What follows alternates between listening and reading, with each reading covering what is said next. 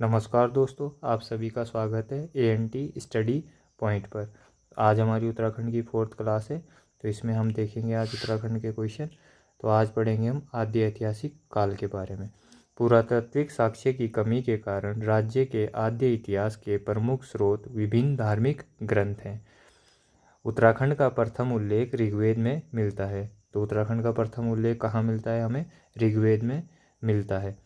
ऋग्वेद में इस क्षेत्र को देवभूमि एवं मनुष्यों की पूर्ण भूमि कहा गया है तथा ऐत्रेय ब्राह्मण में उत्तराखंड के लिए उत्तर कुरु शब्द का प्रयोग किया गया है। किसमें किया गया है? ऐत्रेय ब्राह्मण में उत्तर कुरु शब्द का प्रयोग किया गया। स्कंद पुराण में 5 हिमालय खंडों का वर्णन मिलता है। तो 5 हिमालय खंड कौन कौन से थे? नेपाल, केदारखंड, मानसखंड, कश्मीर, जालंधर। कौन कौन से थे? नेपाल, केदारखंड, मानसखंड, कश्मीर, जालंधर। केदारखंड और मानसखंड का संबंध वर्तमान किससे? उत्तराखंड से है। 5th है, नंदा देवी पर्वत से कालगिरी तक के क्षेत्र को मानसखंड कहा है तथा केदारखंड गढ़वाल क्षेत्र को और मानसखंड कुमाऊं क्षेत्र को कहा जाता है। पुराणों में मानसखंड और केदारखंड के संयुक्त क्षेत्र को उत्तरखंड, ब्रह्मपुर एवं खसदेश आदि नाम से संबोधित किया गया है। बौद्ध साहित्य के पाली भाषा वाले ग्रंथों में उत्तराखंड क्षेत्र के लिए हिमवत शब्द प्रयुक्त किया गया है। कौन सा शब्द प्रयुक्त किया गया है? हिमवत शब्द प्रयुक्त किया गया है। आगे है नेक्स्ट गढ़वाल क्षेत्र। गढ़वाल क्षेत्र का नंबर 1 पॉइंट है, वैदिक काल में इस क्षेत्र को हेमवत कहा जाता था तथा महाभारत के उत्तर कुरु व पुराण काल में केदारखंड कहा जाता था। नेक्स्ट है, केदारखंड व मानसखंड की सीमाओं का विभाजन बदाण क्षेत्र या नंदा देवी पर्वत करता था। कौन सा क्षेत्र? बदाण क्षेत्र या नंदा देवी पर्वत करता था। नंबर 3 है, 1515 ईस्वी के आसपास अजयपाल ने 52 गढ़ों को जीता था, तब इस क्षेत्र को गढ़वाल कहा जाता है। तो तब से इस क्षेत्र को क्या कहा गया है? गढ़वाल कहा गया है। नंबर 4 है, ऋग्वेद में वर्णन मिलता है कि इस क्षेत्र में असुर राजा संबर के 100 गढ़ों को इंद्र व सूरदास ने नष्ट किया था। गढ़वाल क्षेत्र में कुबेर की राजधानी अलकापुरी को माना जाता है। कुबेर की राजधानी कहाँ माना जाता है? अलकापुरी। अलकापुरी में मनुष्यों के आदि पूर्व मनु का निवास स्थान था, यानी अलकापुरी में मनुष्यों के आदि पूर्व मनु का निवास स्थान था। 5th है, बद्रीनाथ के पास गणेश, नारद, मुचकुंद, व्यास व स्कंद गुफा में वैदिक ग्रंथों की रचना हुई। ये किसके अनुसार हुई? ऋग्वेद के अनुसार। तो अगर पूछेगा गणेश, नारद, मुचकुंद, व्यास व स्कंद गुफा कहाँ है? बद्रीनाथ के पास है। नंबर 6 है, देवप्रयाग में श्री राम का एक मंदिर है जिसे रघुनाथ मंदिर के नाम से जाना जाता है। तो रघुनाथ मंदिर कहाँ है हमारा? देवप्रयाग में। यहाँ भगवान राम ने तपस्या की थी। किसने की थी तपस्या? भगवान राम ने। तथा टिहरी के तपोवन नामक स्थान पर लक्ष्मण जी ने तपस्या करी थी। किसने करी? लक्ष्मण जी ने तपस्या करी। रामायण कालीन बाणासुर का राज्य गढ़वाल क्षेत्र में था। इसकी राजधानी ज्योतिषपुर या जोशीमठ थी। तो जोशीमठ वर्तमान में कहाँ है? तो जोशीमठ वर्तमान में चमोली में स्थित है, ध्यान रखेंगे। ठीक है। 8th की ओर चलते हैं। तो महाभारत के वन पर्व में केदारनाथ को भृगुतुंग कहा गया है। तो केदारनाथ को भृगुतुंग कहा गया है। किसमें? महाभारत के वन पर्व में, ध्यान रखेंगे। तथा महाभारत के वन पर्व के अनुसार उस समय गढ़वाल क्षेत्र में पुलिंद व किरात जातियों का आधिपत्य था। किसका? पुलिंद व किरात जातियों का आधिपत्य था।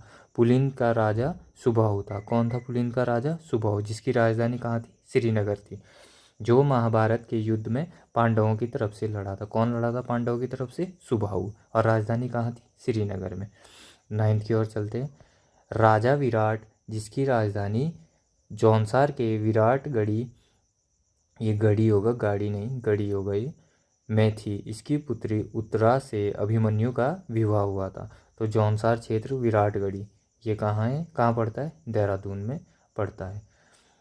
10th की ओर चलेंगे। प्राचीन काल में इस क्षेत्र में बद्रिकाश्रम व कण्वा आश्रम प्रसिद्ध 2 विद्यापीठ थे। दुष्यंत व शकुंतला के प्रेम प्रसंग के कारण विशेष रूप से प्रसिद्ध कण्वाश्रम था। किससे?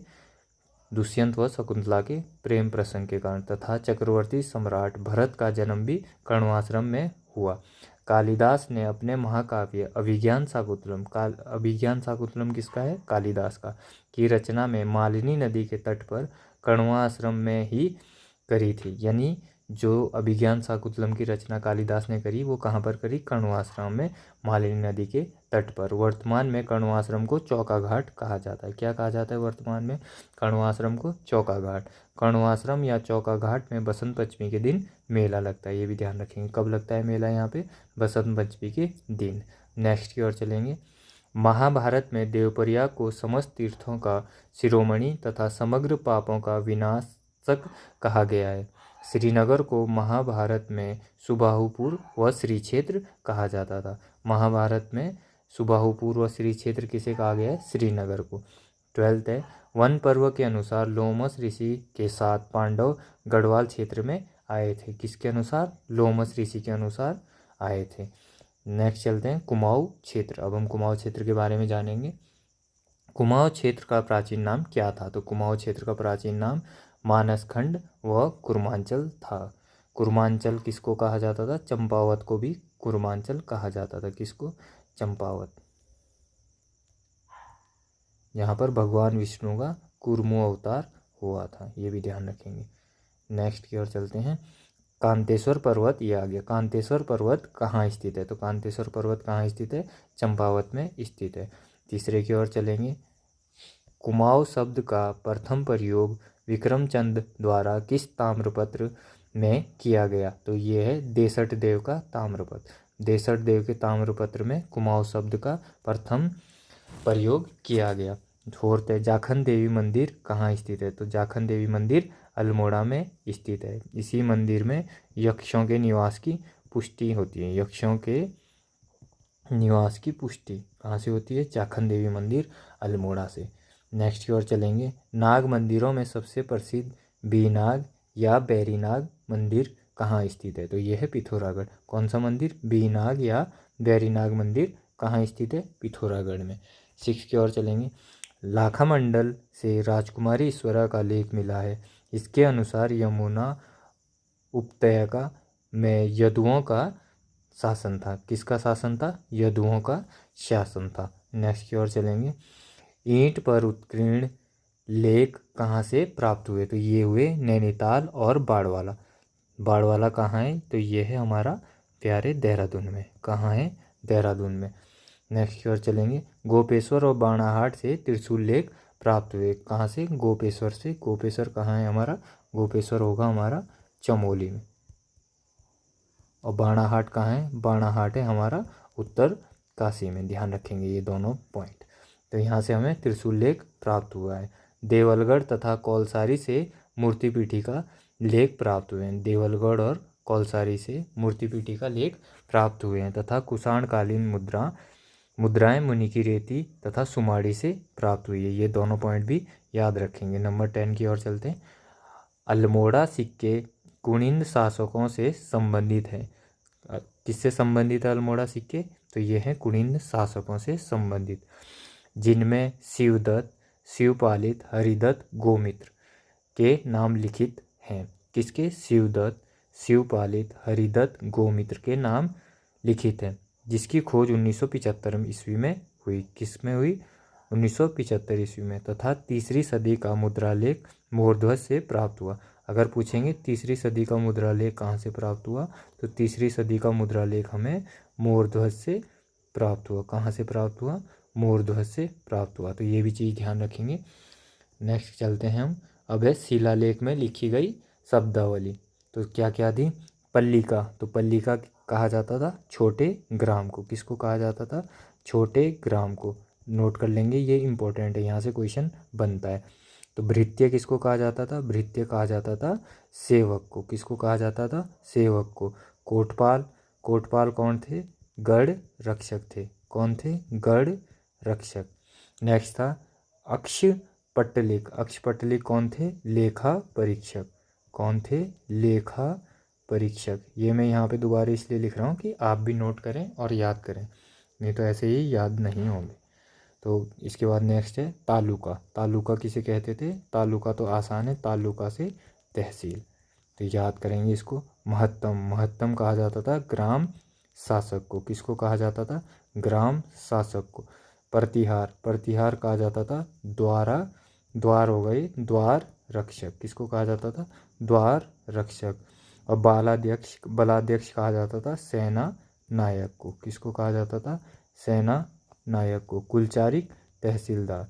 कौन होता था कुलचारिक? तहसीलदार।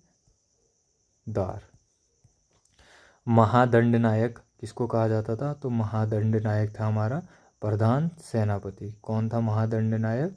प्रधान सेनापति। तो ध्यान रखेंगे ये सब। एक बार दोबारा से रिवाइज कर लेते हैं। पल्लिका छोटे ग्राम, पल्लिका छोटे ग्राम। भृत्य सेवक, कोटपाल गढ़ रक्षक, अक्षपटलिक लेखा परीक्षक, तालुका तहसील, महत्तम ग्राम शासक। महत्तम कौन थे? ग्राम शासक। इसी के साथ प्रतिहार द्वार रक्षक, बलाध्यक्ष सेना नायक, कुलचारिक तहसील, महादंड नायक प्रधान सेनापति। तो आज की क्लास यहीं तक थी। आप सभी वीडियो अगर आप सभी को अच्छी लगी है तो शेयर ज़रूर करें और साथ साथ लाइक भी करें, और सब्सक्राइब करना ना भूलें अगर कोई भी नए जुड़े हैं चैनल पे। और अपने साथियों के साथ ज़रूर वीडियो को शेयर करें और सभी से चैनल सब्सक्राइब कराएं। जय हिंद, जय उत्तराखंड।